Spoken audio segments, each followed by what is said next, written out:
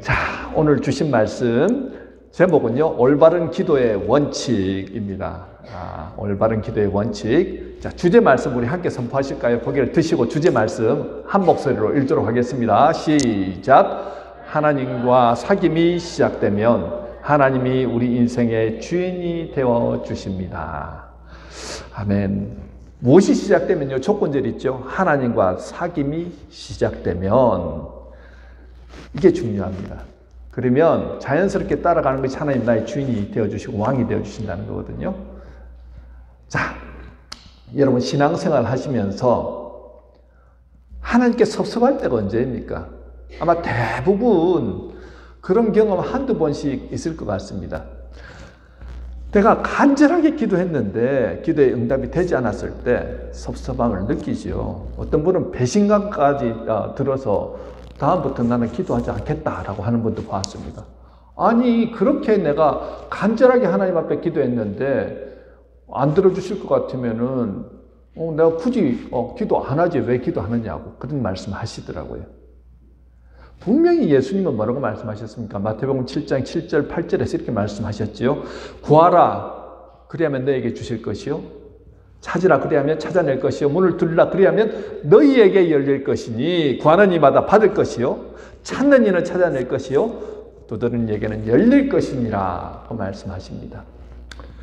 자, 이 말씀 믿고 열심히 구하고 찾고 두드렸는데 기도하는 대로 응답되지 않을 때 오는 섭섭함은 이루 말할 수 없습니다.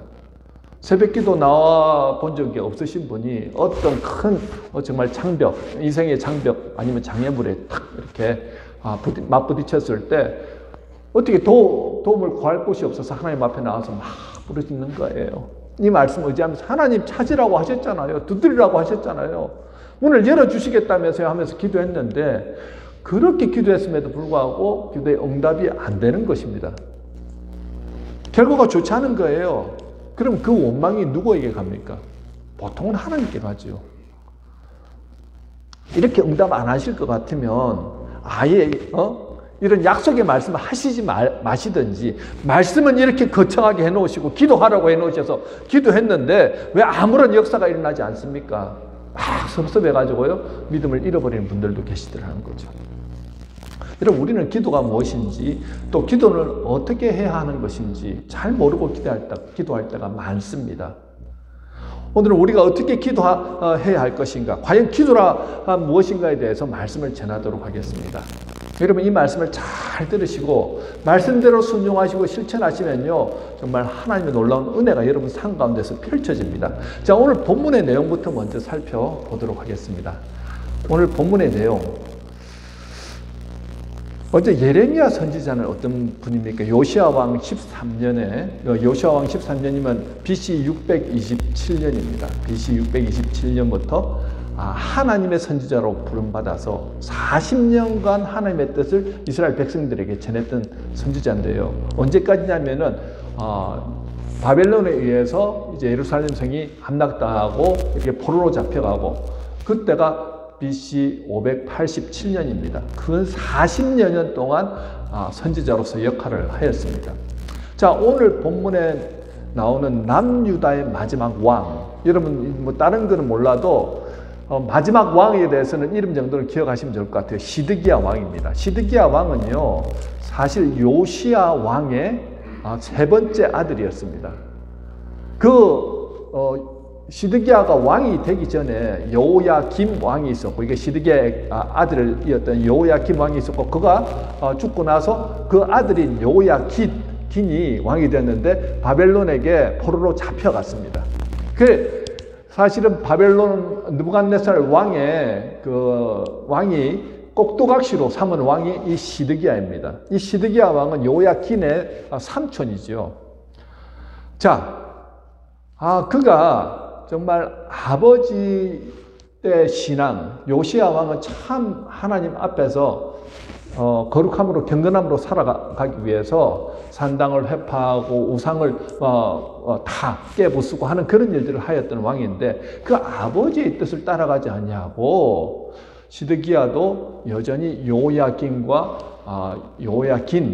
따라서 이방 우상을 섬기면서 그렇게 정책을 펴나갔다는 거예요. 그래서 성경은 그를 뭐라고 기억하느냐면은 요시야 왕을 여호와 보시기에 악을 행하였다라고 그렇게 성경은 기록하고 있습니다. 자, 예레미야 선지자는요, 여러 번에 걸쳐서 유다를 향한 하나님의 뜻을 이렇게 전하였어요. 누구에게 전하였냐면 시드기야 왕에게 지금 어려움 이 시기에 하나님은 이것을 원하십니다라고 그 뜻을 분명하게 전하였습니다. 그때마다 어떤 말을 전하였느냐면 바벨론에게 항복하는 것만이 살 길입니다. 여러분들 지금 우리가 만약에 중국이나 아니면 일본에게 큰 위협을 당하고 있는데 누군가 선지자라고 나타나서 지금 일본에게 아니면 중국에게 항복하는 것만이 살 길입니다 라고 한다면 여러분 어떤 마음이 드시겠어요? 무슨 소리? 우리가 힘을 합쳐서 싸워서 이겨야지. 그럴 것 같죠. 지금 여기도 마찬가지였습니다. 우리는 거룩한 하나님의 백성인데 우리가 싸워서 진리가 없다는 거예요. 그래서 거짓 선지자들은 계속해서 아니다. 우리는 대항해서 싸워야 된다. 하나님께서 우리를 도우신다. 우리는 이길 것이다. 이렇게 거짓 선지자들은 얘기했지만 단 한 사람 예레미야만은요. 아니 싸우면 반드시 진다. 무조건 항복해야 된다. 그렇기 때문에 백성들에게 많은 미움을 받았습니다. 자, 그런데요. 결국은 느부갓네살 왕이 바벨론 군대를 이끌고 다시 유다를 침공해 와서 결국은 어떻게 됩니까? 오늘 본문과 같은 일이 일어난 거예요. 시드기야가 하나님의 그들의 사신들을 보내서 하나님의 도우심을 받고자 예루살렘에게 지금 그 방법을 묻고 있는 겁니다. 1절에 말기야의 아들 바술과 제사장 스바자는요, 시드기야의 최측근 정치 종교계의 리더들이었습니다. 그들이 와서 2절에 시드기야 왕의 말을 전하죠. 뭐라고 말합니까? 바벨론 느부갓네살 왕이 우리를 친히 청컨대 너는 우리를 위하여 여호와께 간구하라. 여호와께서 혹시 그의 모든 기적으로 우리를 도와 행하시면 그가 우리를 떠나리라. 자, 예레미야 선지자가 항복만이 살 길이라고 계속 말해 주었음에도 듣지 않다가 드디어 바벨론이 갈그미스 전투라고 여러분 역사적으로 그 전투 들어보신 적이 있죠. 애굽과 그 평지에서 갈그미스라는 땅에서 전투를 했는데 애굽이 결국은 대패를 하고 물러나게 됩니다. 그러자마자 바벨론은 어디로 올라왔냐면은 이 팔레스타인에 있는 유다 땅, 이 유다의 그 예루살렘 성을 포위를 했다는 거예요. 지금 그 시기가 어느 정도 되냐면 BC 588년경입니다. 무슨 말입니까? 한 1년 있다가 587년에 완전히 함락되고 망하게 된다는 거죠. 지금 그런 상황에 포위되고 있는 상황에서 지금 시드기야 왕은 많이 급했습니다.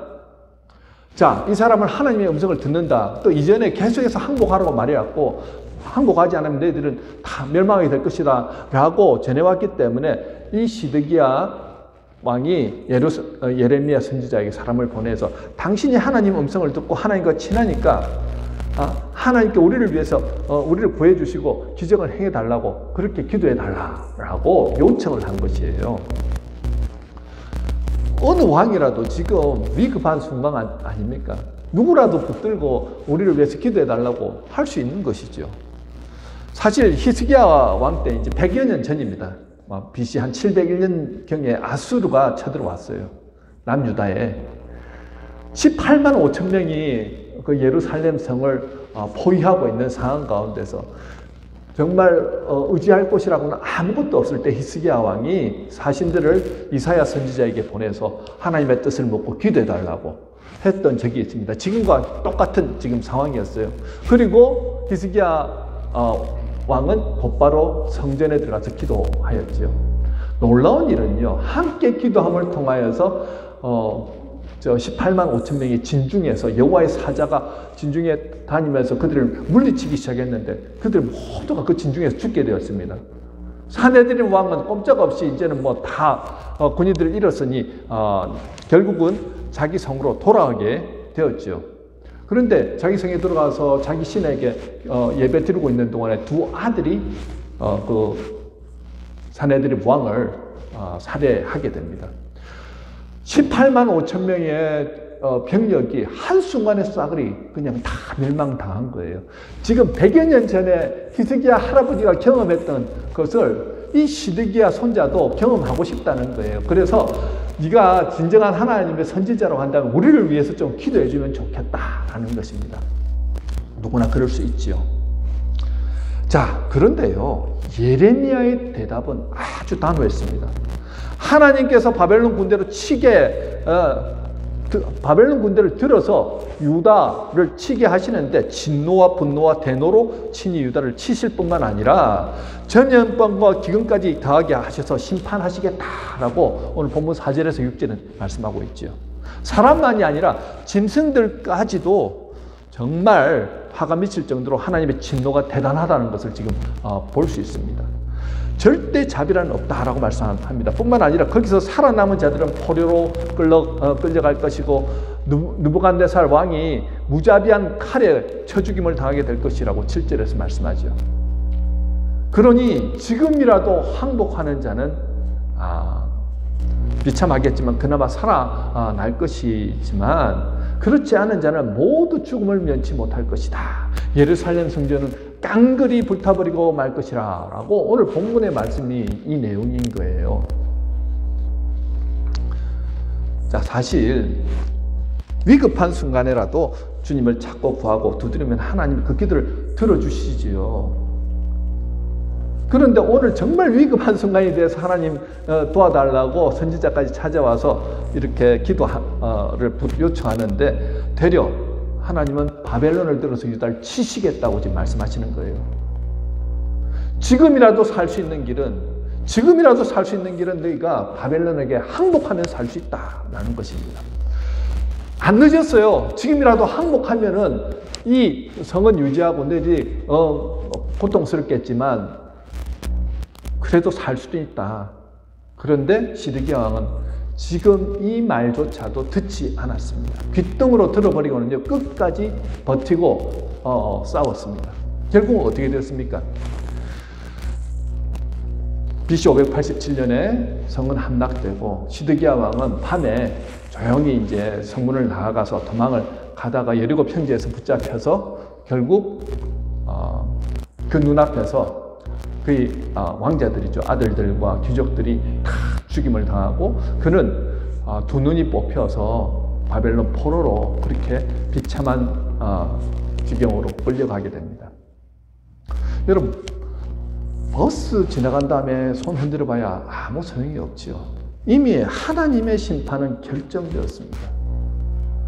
하나님께서 우리에게 계속해서 기후의 재앙, 지금 지구 온난화로 인해서 지금 지구에 정말 이상 현상이 계속해서 일어나는 것을 우리는 눈으로 보고 있고, 너희들 그렇게 살면 안 된다라고 말씀하고 있음에도 불구하고, 우리에게는 결코 그런 일이 일어나지 않을 거야 라고 만약에 생각하신다고 한다면, 그리고 나는 그냥 내가 살던 대로 나는 고치기 싫어, 내 뜻대로 살 거야 라고 한다면 우리가 알 수 없는 어느 순간에 하나님의 심판의 손길이 임할 수 있다는 거예요. 하나님의 심판이 기정사실 되기 전에 계속해서 이 예레미야 선지자를 통해서 말씀해 주셨습니다. 그런데 그들의 귀가 닫히니까요, 듣지 않으려 하더라는 거예요. 자, 지금 심판의 순간이 왔을 때 시드기야 왕은 너무 마음이 급하니까 예레미야에게 사신들을 보냈습니다. 이 위기의 순간에라도 하나님을 찾은 것은 잘한 일이죠. 그런데요, 듣기는 하였는데 그의 삶을 변화시키지는 않더라는 거예요. 위급하니까 도와달라고는 기도하는데 한가운데서는 자신이 무엇을 잘못하는지, 그 자신이 어떤 죄를 지었는지 돌이킬 생각은 전혀 없이 그저 하나님 앞에만 도와달라는 모습입니다. 어쩌면 이 시드기야 왕에게 있어서 하나님은요, 우리가 잘 아는 알라딘의 램프의 지니, 요정 지니나 아니면은 우리 도깨비 방망이 이 정도로 생각했을지 모릅니다. 언제든지 쓱쓱 문지르면 펑 하고 나타나서 본인이 원하는 소원을 다 들어주는 그 정도로 하나님을 생각하지 않았다는 거죠. 이 시드기야의 모습이 우리의 모습과 별반 다르지 않는 모습이지요. 평소의 삶은 하나님과 전혀 무관한 삶을 살아가다가 하나님의 마음을 아프게 하며 살아가다가 정말로 도움의 순간, 도움이 필요할 때만 하나님 앞에 와서 구하는 그런 모습. 그럼에도 불구하고 하나님의 때때로는 우리의 기도를 들으시고 응답하여 주시고 정말 하나님 살아계신군요 하면서 감사하고 찬양하다가 시간이 또 지나면 또 어디로 갑니까? 세상으로 나아가서 세상과 붙으면서 살아가는 우리들의 연약한 모습이 이 시드기야의 모습이 아닌가를 생각해 보자는 거예요. 사실 남유다의 제 문제는요 상당히 심각하였습니다. 우리가 생각한 것보다 훨씬 더 심각하였어요. 오직 하나님만 섬겨야 하는 유다 백성들이 북이스라엘의 영향으로 인해서 바알과 아세라 신상에 이제 우상을 섬기기 시작하였다는 거예요. 그뿐만이 아니고 흰놈의 골짜기라는 곳에 음란한 사당을 지어놓고 그곳에서 이 사진 보이시죠? 그림 한번 보십시오. 신상에다가 제사를 드리는데 자신의 아들이나 딸을 어떻게 해요? 제물로 불태워서 드리는 그것이 인신제사가 유행했다는 거예요. 므낫세 왕 때부터 이 인신제사 흰놈의 골짜기에서 시작했는데 전국적으로 이게 유행하게 되었습니다. 그들은요 하나님 앞에도 예배 드렸지만 이 바알이나 아세라 신상에도 절하고요 또 이렇게 흰놈의 골짜기에서도 이런 우상신에게 자신의 자식을 불에 태워서 바치는 그러한 행위들을, 음란한 행위들을 했다는 거죠. 그것이 시드기야 왕 때도 계속되었다는 것입니다. 지금 하나님은 너희의 행실을 고치지 않으면, 회개하지 않으면 큰 형벌을 내리겠다고 말씀하셨음에도 불구하고 그들은 고치지 않더라는 거예요. 여러분, 하나님의 행실을 보신다는 것은요, 우리의 말과 행동을 보시겠다는 것입니다. 대부분 그 사람이 어떤 사람인가를 알기 위해서 무엇을 보면 압니까? 그 사람이 무슨 말을 하는지, 어떤 행동을 하는지를 보면 안다는 거예요. 삶의 순간에 여러분들이 정말 하나님 안에서 뭔가를 선택하고 하나님의 인도를 받는 삶을 살아가고 계십니까? 모든 결정을 할 때 내 중심의 결정권자이신 하나님을 의지하면서 결정하고 계십니까? 늘 하나님은요 매 순간에 우리 마음 중심을 보신다는 거예요. 우리의 행실을 통해서 마음을 통찰하시고 그에 합당한 대우를 하신다는 거죠.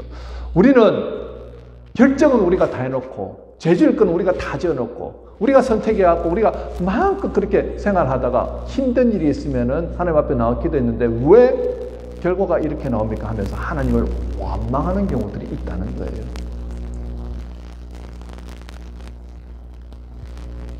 이런 경우를 향해서 시드기야 증후군이라는 말이 나왔거든요. 삶은 조금 더 바뀌지 않은 채 하나님의 도움만 바라는 사람들, 이 시드기야 증후군에 빠진 사람들입니다. 왜 시드기야 증후군을 앓는 것일까요? 하나님을 삶의 주인으로 모셔드리지 않기 때문이지요. 하나님을 삶의 주인으로 모시고 섬기지 못한 자들은요 필연적으로 이 시드기야 증후군을 앓을 수밖에 없다는 것입니다. 내 인생의 주인이 내가 되어서 여전히 세상을 탐하고 쾌락을 탐하며 살아가는 그리스도인들이 앓는 병, 이 병이 시드기야 증후군입니다. 그렇다면 여러분 나에게 있어서 하나님은 어떤 분이십니까? 한번 잘 생각해 보십시오. 하나님 과연 내 인생의 진정한 주인으로서 오늘 내 삶을 주관하시는 분이십니까? 나에게 있어서 하나님은 과연 얼마만큼의 비중을 차지하고 계십니까? 정말 나는 이 시드기야보다 감이 낫다고 그렇게 장담할 수 있을까요? 우리 모두는요 하나님의 필연성을 인정합니다. 하나님이 필요하다라고 다 말은 한다는 거예요. 하나님 없이는 살아갈 수 없다고 생각은 하지만 언제나 하나님이 내 인생의 주인이 되지 못하고 모든 결정, 선택할 때는 내 뜻대로, 내 생각대로 결정하는 경우들이 많더라는 거죠. 그 모습이 바로 시드기야의 모습과 별반 다르지 않다는 것입니다. 여러분, 야곱의 인생이 그러하였거든요. 우리는 믿음의 조상 하면 아브라함, 이삭, 야곱 이렇게 나가잖아요. 야곱의 인생이 그러하였다는 것입니다. 그는 하나님의 택함을 받은 사람에게 항상 하나님이 함께 하시고 그를 도우셨습니다. 저와 여러분도 하나님이 택하여 주셔서 하나님의 자녀가 되었다는 거예요. 하나님이 항상 하나님의 관심은 우리에게 지금 집중하고 계십니다. 야곱도 하나님 없이는 살아갈 수 없는 존재임을 알고 있었고요. 또 힘들고 어려운 순간마다 하나님의 도우심을 구한 자였습니다. 하지만 야복강에서 천사와 씨름하기 전까지 보여준 그의 인생은요, 시드기야와 별반 다르지 않았다는 거예요. 야곱에게 있어서 하나님은 알라딘의 마술 램프였고요, 도깨비 방망이 정도에 불과했다는 것입니다. 항상 그는 성공하기 위해서 다른 사람을 속이고 그렇게 살아가는 모습이었죠. 하나님은 야곱의 보조자였을 뿐이고 스페어 타이어 같은 분이었다는 것입니다. 그때까지 인생의 주인은 하나님이 아니라 야곱 자신이었다는 거예요. 그런데 야복 강가에서 천사와 씨름하다가 그가 환도뼈가 이게 다치고 장애인이 되면서 온전히 하나님을 의지하는 자로 변화하게 되죠. 저와 여러분도 분명 야곱처럼 시드기야처럼 하나님 없이는 살아갈 수 없는 존재임이 분명합니다. 그거 거부하실 분 아무도 없어요. 하나님의 도우심 없이는 인생의 한 걸음의 발자국도 걸어갈 수 없다고 여러분 생각하는 여러분들 아닙니까? 그렇다면 어떻게 하면 하나님이 내 삶의 주인이 되어주시고 주님과 동행하며 성숙한 삶으로 변화될 수 있느냐 하는 것입니다. 오늘 본문에 이제 주제를 지금부터 말씀을 드리는 거예요. 자, 기도를 통해서 우리는 그 답을 찾을 수 있습니다. 오늘 시드기야 왕은요, 전혀 하나님과 사귐의 시간을 갖지 못했습니다. 우리가 기도라고 하면 무조건 강구라고 하는 것만 생각하죠. 여러분, 강구는 무엇입니까? 강구? 우리의 필요를 구하는 것입니다. 이거 주십시오, 저거 주십시오 하는 게 강구입니다. 빌립보서 4장 6절 말씀 여러분들 다 외우시지 않습니까? 4장 6절 7절 다 같이 한번 기억나시는 데까지 한번 암송해 보실까요? 시작!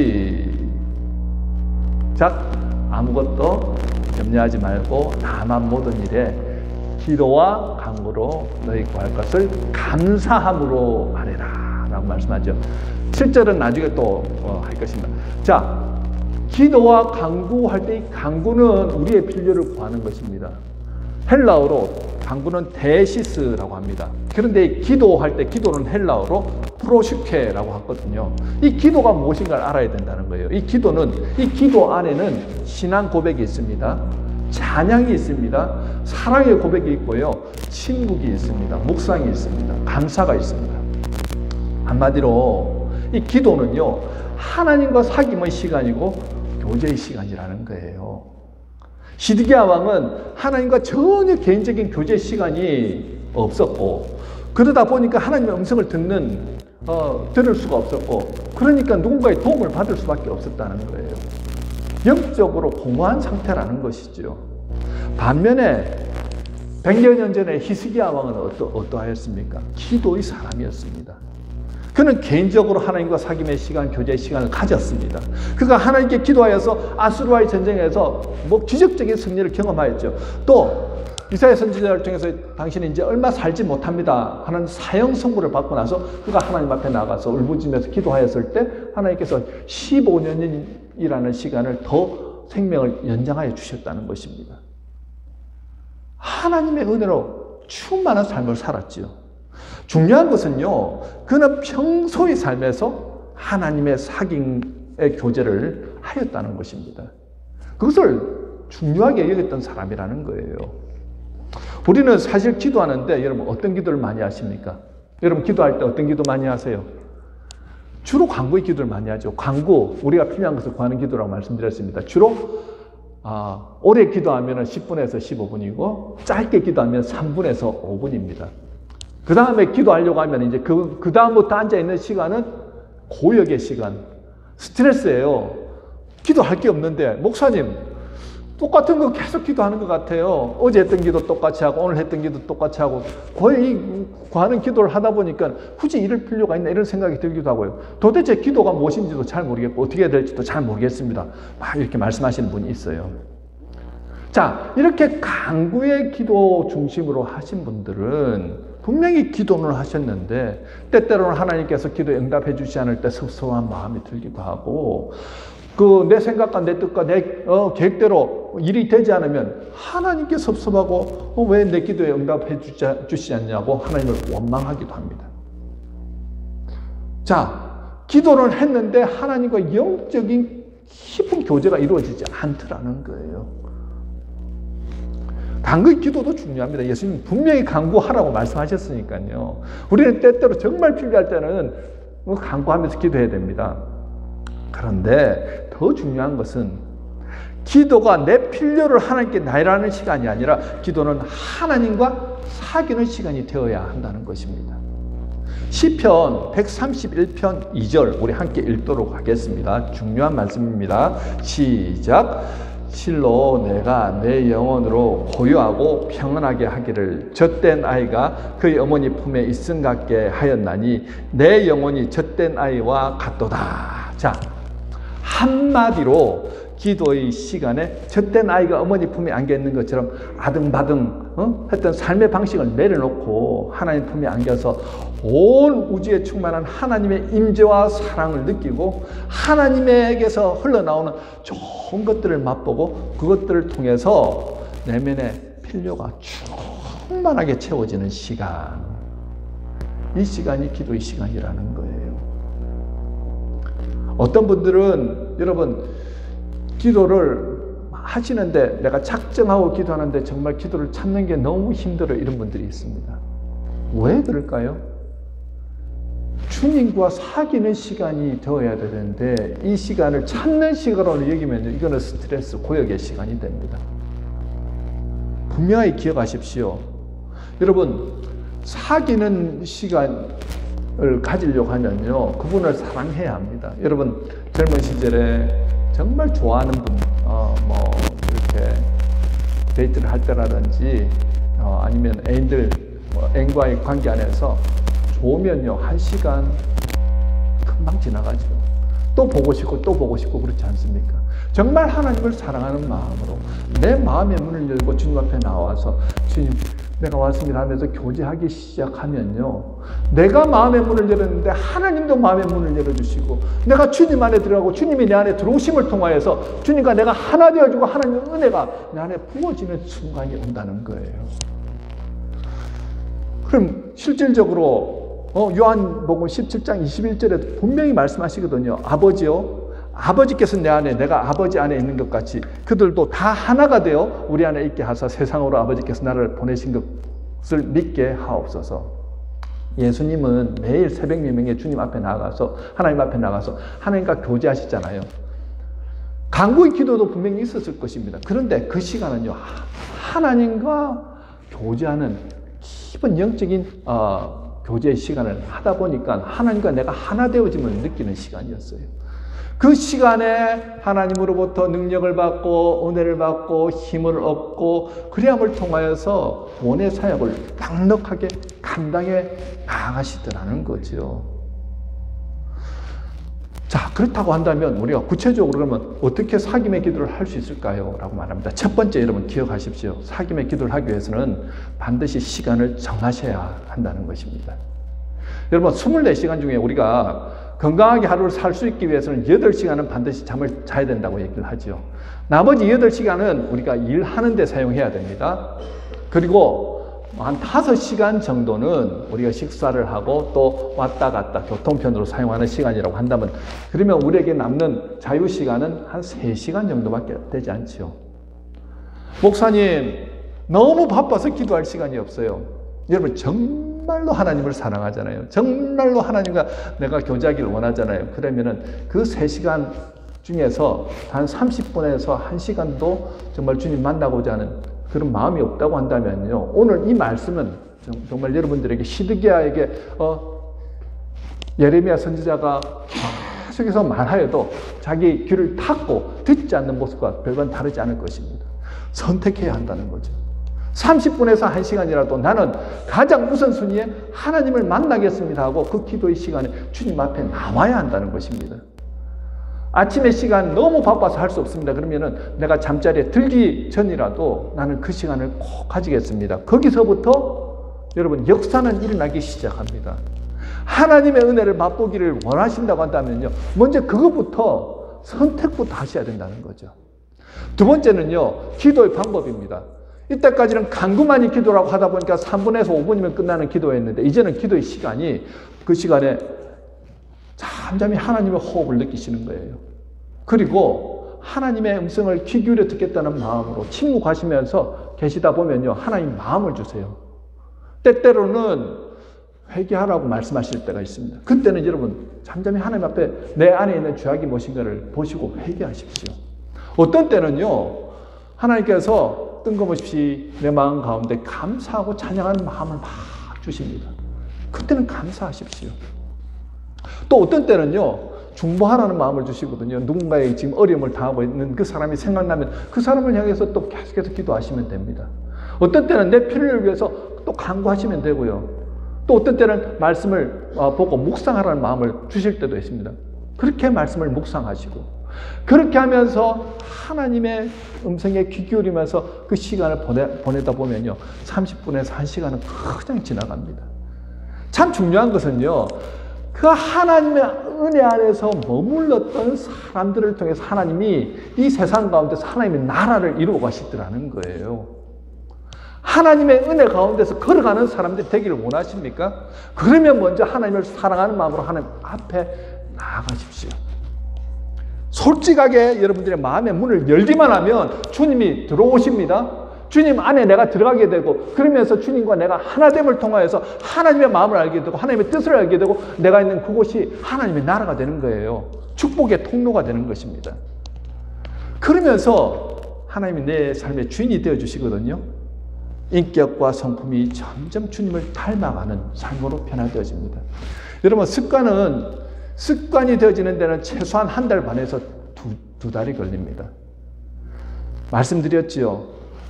우리에게 주어진 시간 3시간 안에서 나는 이 취미 저 취미 나는 좀 쉬어야 됩니다 하면서 가장 먼저 하지 않는 것이 하나님과의 관계 안에서 주어진 시간을 포기하더라는 거예요. 아니요. 다시 이제 주님 앞으로 나오셔야 합니다. 지금 어떤 창백에 지금 놓여 있습니까? 무엇을 어떻게 해야 될지 알지 못하고 방법을 찾지 못해서 지금 위기의 순간이라고 생각하는 그 순간에도 늦지 않았습니다. 내 필요를 구하는 시간이 아니라 다시 주님과 사귐의 시간을 갖겠다는 마음으로 나오십시오. 제 아내가 한 번씩 대학 다닐 때 친구들 얘기를 하거든요. 그때 6명과 함께 이제 아내까지 7명이죠. 칠공주라 해서 자기들끼리는 막 그렇게 그 당시에는 부르잖아요. 칠공주 하면서 자기들끼리 모여서 제일 먼저 했던 게 우리가 수업 1시간 전에 모여서 기도함으로 또 큐티함으로 하루를 시작하자. 참 기특하죠. 그렇게 7명이 모여서 매일매일 서로를 격려하면서 기도하고 말씀으로 그렇게 살아가는 훈련을 하였다는 것입니다. 그런데 지금도 얘기하는 것이 그때 뭐 이렇게 여러 가지 유혹도 있었고 곁길을 갈 수 있는 길이 있었지만 다른 거 바라보지 않고 정말 올곧게 하나님의 말씀에 순종하면서 갈 수 있었다. 참 하나님께서 복된 길로 인도하셨다. 잘되게 하시더라. 그 얘기를 하는 거예요. 지금도 그때의 그 추억을 얘기를 합니다. 가장 힘든 시기에 아내가 그 추억이 있어서 그런지 힘들 때마다 골방으로 들어가서 1-2시간씩 주님 앞에 무릎 꿇고 개인적으로 주님과 깊은 영적인 교제를 하면서 하나님으로부터 주시는 은혜를 통상히 느끼더라는 거예요. 그러면서 여러 가지 어려움들을 능히 이겨 나가더라는 거죠. 다윗이 그 수많은 고난과 어려움 가운데서 능히 이길 수 있었던 것이 바로 이 사귐의 시간이, 하나님과의 사귐의 시간이 있었기 때문에 그는 넉넉하게 이겨나가더라는 것입니다. 여러분, 입으로 하나님 사랑합니다. 여러분, 하나님이 나의 주인이십니다. 입으로 말하는 건 누구나 할 수 있습니다. 삶으로 하셔야죠. 매일매일 여러분 시간을 정하시고 그 시간에 그저 형식적이고 의무적이고 종교적인 그런 기도가 아니라 여러분들의 마음을 들이시고 하나님과 충분한 영적인 교제를 나눠보십시오. 하나님이 여러분들 삶을 주관하십니다. 인도하십니다. 놀라운 역사가 기도하는 자들로부터 역사가 일어났다는 사실을 여러분 기억하시기 바랍니다. 갑자기 힘든 일이 있었기 때문에 기도한다고 그런 역사가 일어나지 않는다는 것을 오늘 시드기야의 예를 보면서 여러분들 느끼시죠? 어떤 사람들을 통해서요? 매일매일 주님 앞에 나감을 통하여 은혜 받고 능력 받은 그 사람들을 통해서 하나님은 놀라운 역사를 이루어 가십니다. 힘든 시기입니다. 주님 우리에게 깨어 있으라고 말씀합니다. 여러 가지 징조를 통해서 지금은 우리가 정말 이 마지막 때를 우리가 살아가고 있다는 생각을 하게 되지요. 그때 가서 말씀드릴 걸 하면 이미 늦습니다. 바로 지금입니다. 결단하시고 우리 교회가 다시 주님의 은혜 안에서 일어나기 위해서 여러분 한 분 한 분이 하나님과 교제, 하나님의 사랑 안에서 가심을 통하여서 놀라운 은혜를 경험하시길 주님의 이름으로 축원합니다.